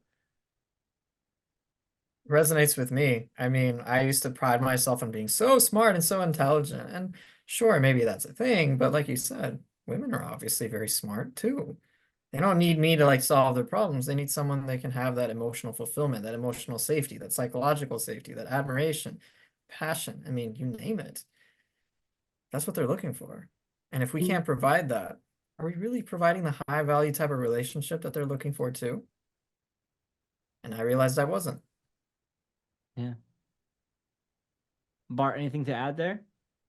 No, I wasn't providing anything of higher value either, and I have to say that it also is part of it is that probably the women we're with are high value women too, because you could just step down and I could have probably thought of having a woman who wouldn't have those needs, who would just be okay with me just providing, but the thing is that I was attracted to a woman who was so high value. She kept on growing, she kept on developing herself and just getting ahead of me, way ahead of me with many things. And then I just, if I want to, I have to step up to really be a partner there. And I just, for so many years I wasn't. I was just like I was the guy from the 80s, where she was the superwoman from like 2020. So that's the problem with it too. Like you can probably easily step down and say, yeah, I'm gonna settle for someone who'll just be okay providing, make someone happy from, a different country who would just be happy to come to North America. But yeah, that's an option too. If you're with a high value woman, you better be a high value man. Yeah.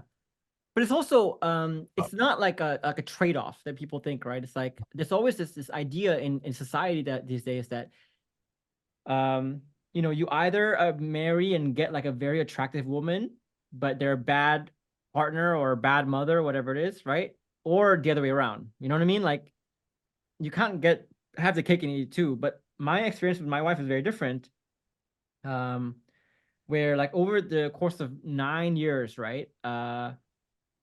Like to me, I guess to me, right? My wife is my wife has gotten more beautiful in 9 years than when I first met her, right? I think she has reverse aged, and she right now, she spends a lot of effort, like with her nutrition, with her with her spirituality, with her mental state, with her sexual state, right? Everything.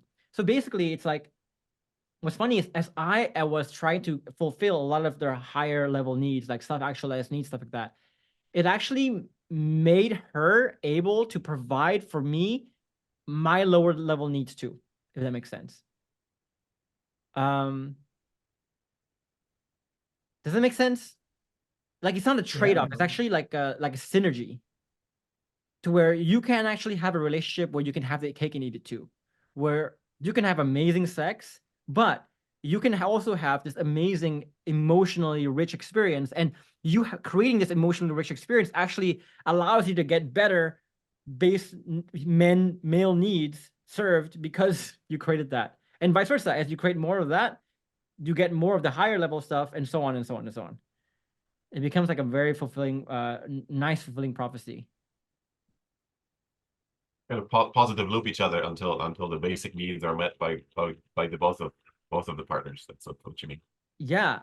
And I think about, like, my wife and I, we talk about this conversation sometimes. It's like, because she has sexual needs, I have sexual needs, obviously. We're young, right? We have high libido still. But then we ask ourselves, like, would I ever cheat on you? Would I ever, like, explore other relationships? Would I ever pay for sex?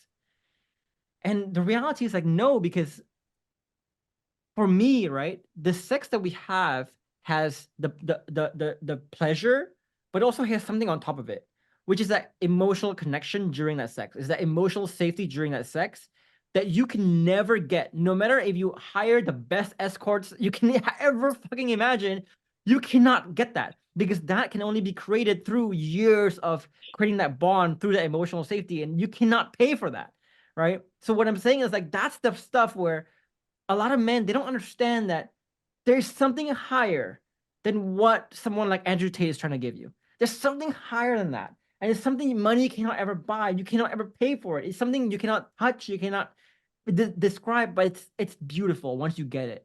And that's what we're trying to give people. It's like that level of, like, oh, I don't know. I know this conversation is kind of going to a weird place, but yeah, if you have, like, thoughts, whatever. I mean, but you're right. It's the level of fulfillment that you can experience.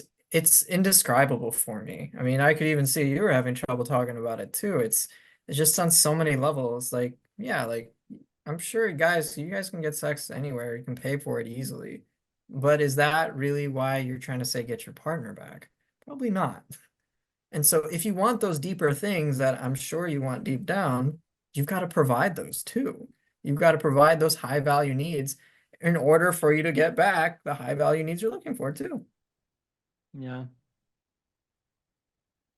So I want to end with this last point. And Bart, this is for you, right? You are currently on the stage where you're learning the frameworks, and I think you're starting to see just how versatile they are, how powerful they are, how much you can use them, etc.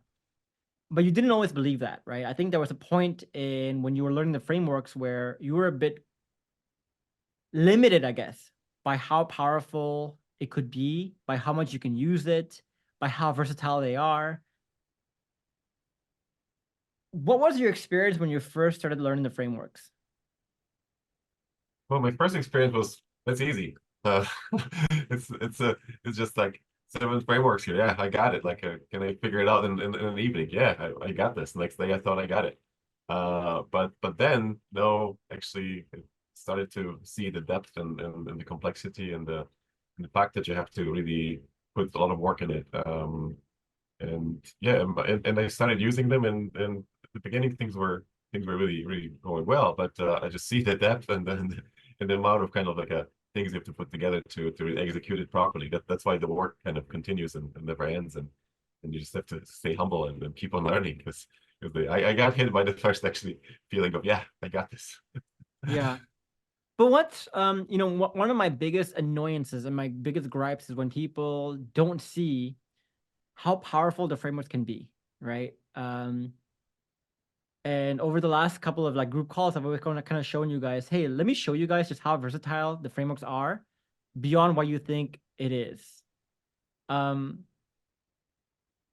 what helped you kind of break through your own ceiling of what the frameworks can be? Because I think there was a lot of doubt in you at the beginning where you thought like, okay, the frameworks are good, but they can't solve all the problems. They can't be used to conduct all conversations. They can't be used to solve all issues that we have and so on.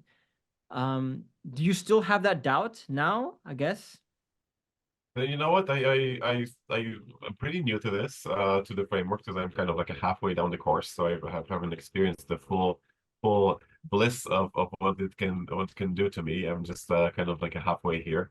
But I just start to see the possibility. I talk to the people at work with all the time, and actually today I experienced like, you know, a person just opening up to me so much, and I'm just getting there. I just start to see the benefits. I do think they can do anything.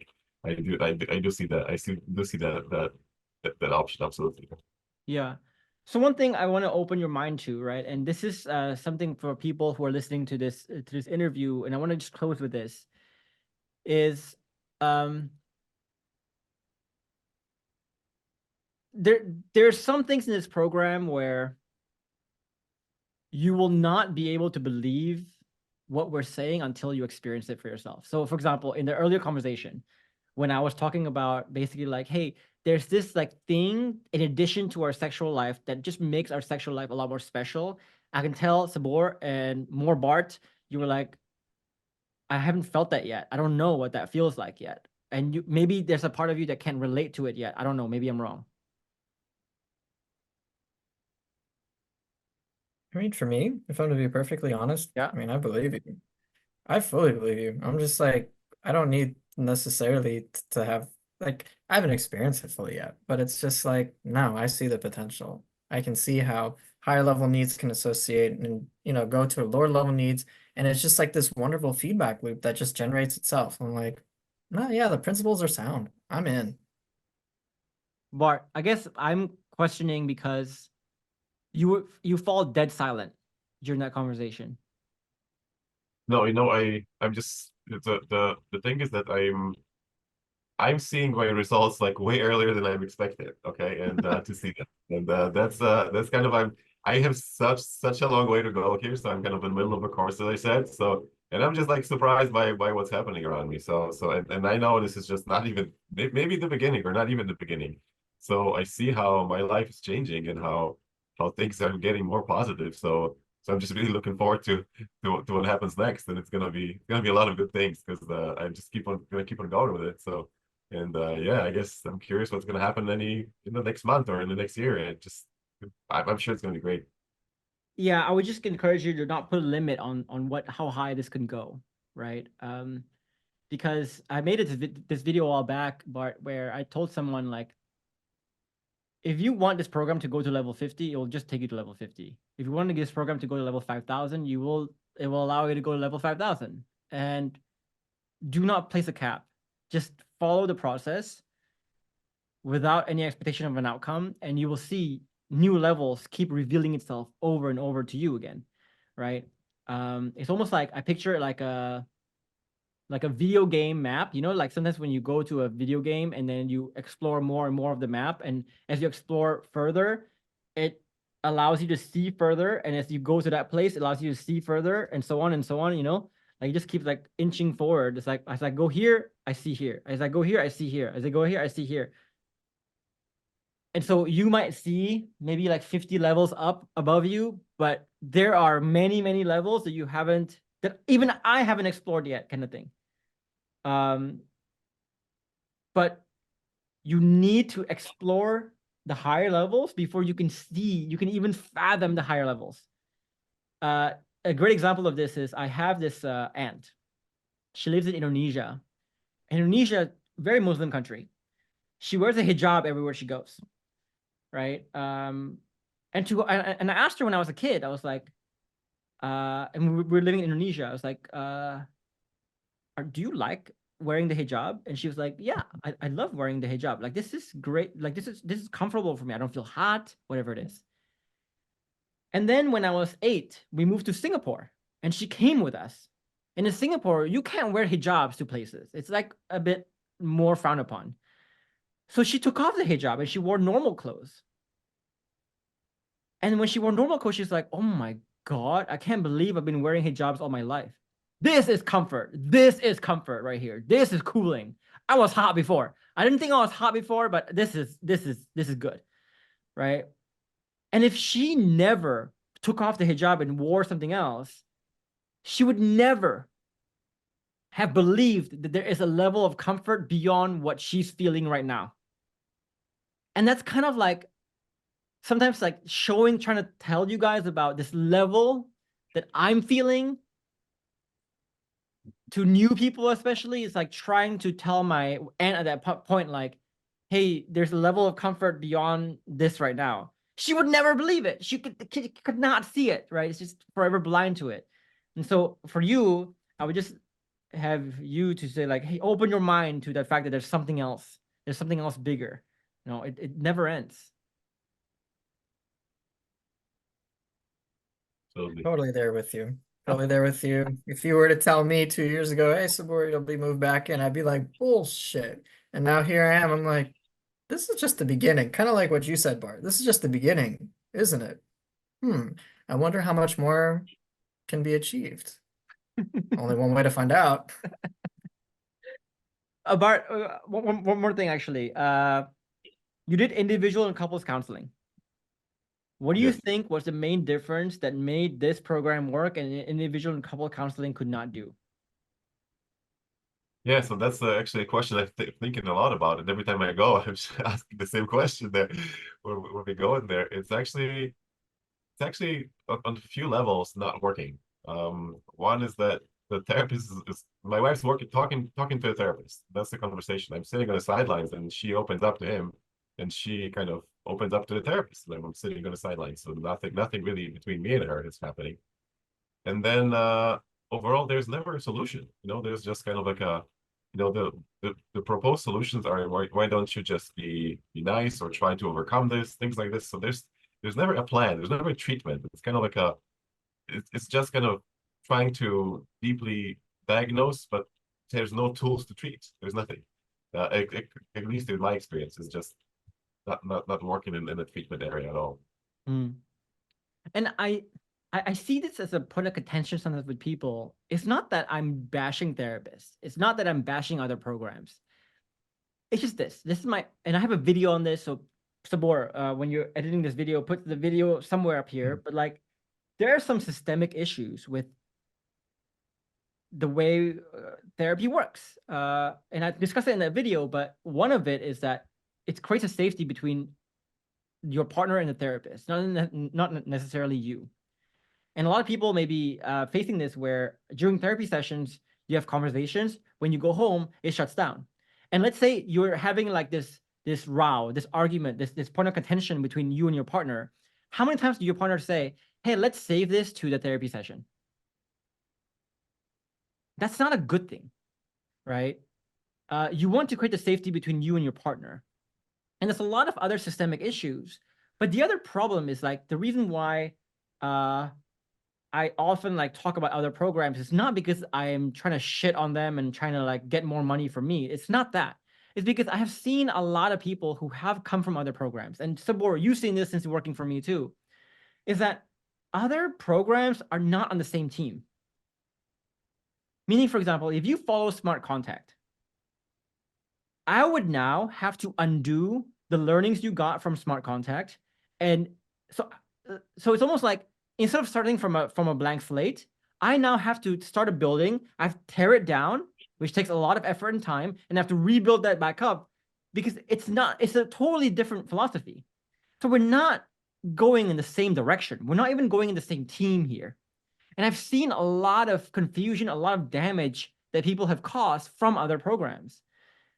And so I'm in this business because I want to help. And if I see another program that's saying like, hey, they're actually going the same direction, very, very good.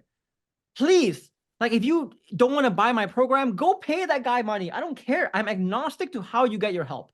But if I see something that doesn't help, I will have to say something. I can't just say nothing kind of thing. And the other thing is Bart, do you think a lot of people try to do it themselves without the program? And I know people are gonna look at this and think like I'm trying to sell my program once again, but it's like we talked about the insidiousness of the victim mindsets and how blind people are to it, and how some people will never realize their blindness until someone points it out to them.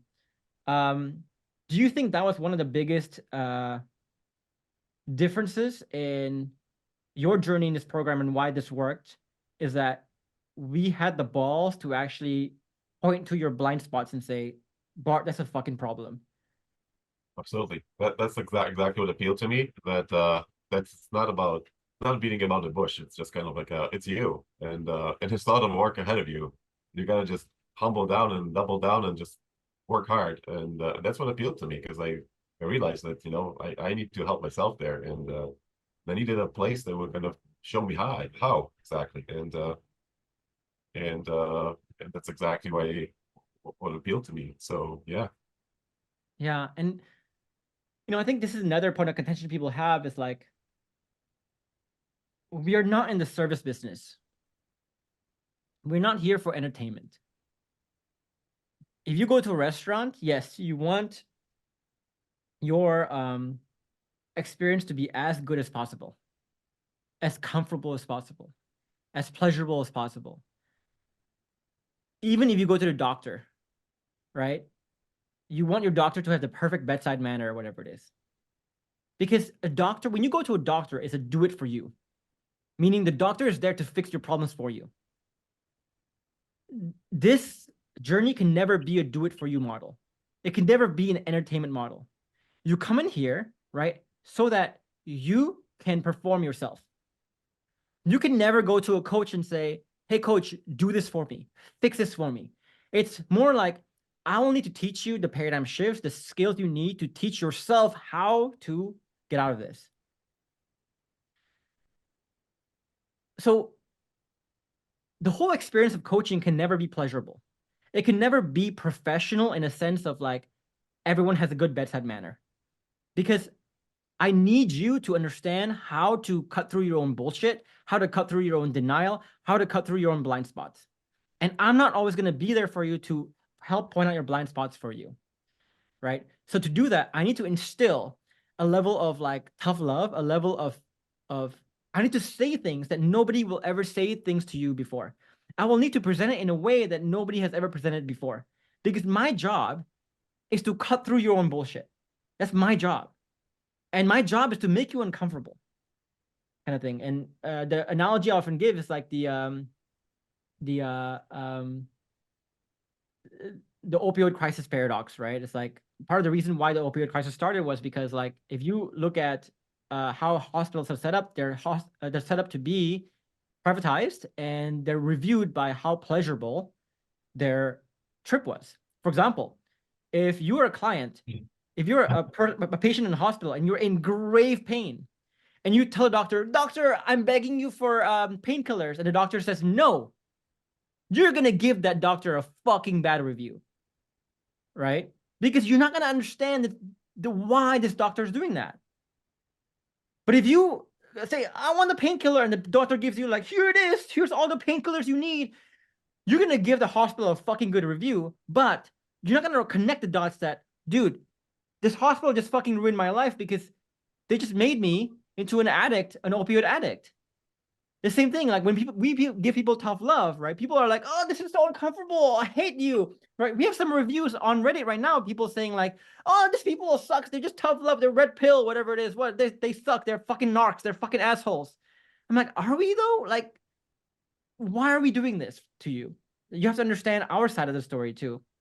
And so just understand, going back to the question again, you can do this yourself if you want, right?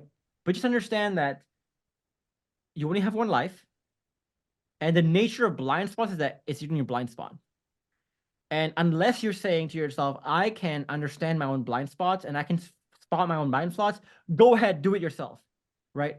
But if you don't want to try, if you don't want to risk having that blind spot carry with you for the rest of your life, our program is the price of a beat up old car. The question is it worth a beat up old car to not live in that blind spot.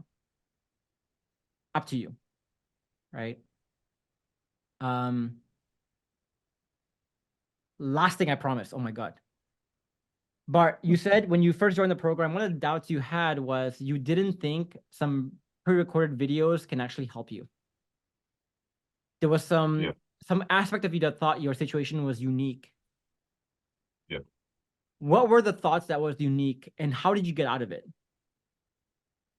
Well, I thought that my situation is so completely grave that I couldn't believe anybody else could have that gravity of and depth of despair and depth of lack of hope that I had. So that was, it couldn't have happened to anybody else. You know, that's just, it was so bad.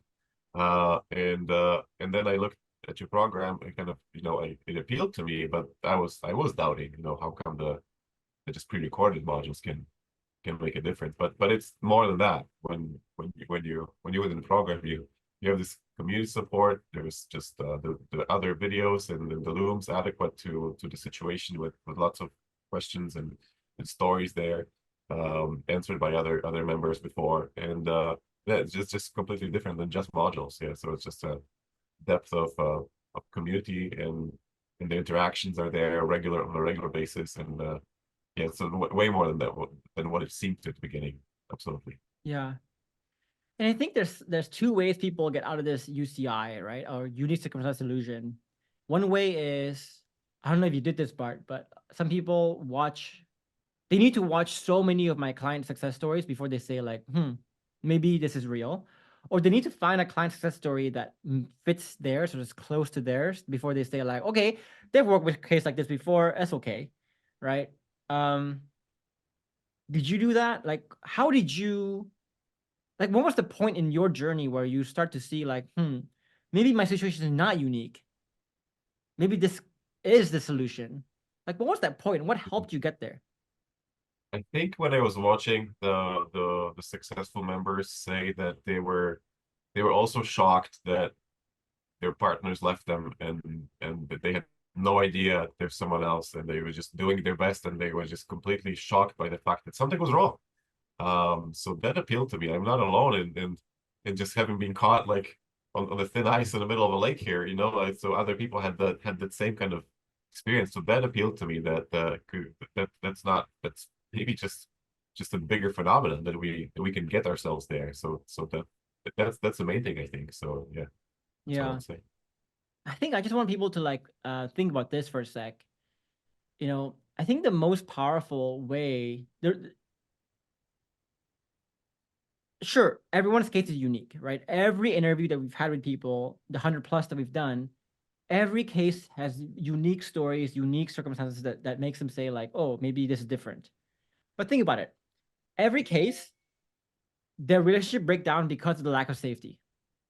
And every case, the way we build it back up is by recreating safety. And the way we recreate safety is by doing the internal shifts. So we have over 100 cases now, which is the same diagnosis, the same treatment plan,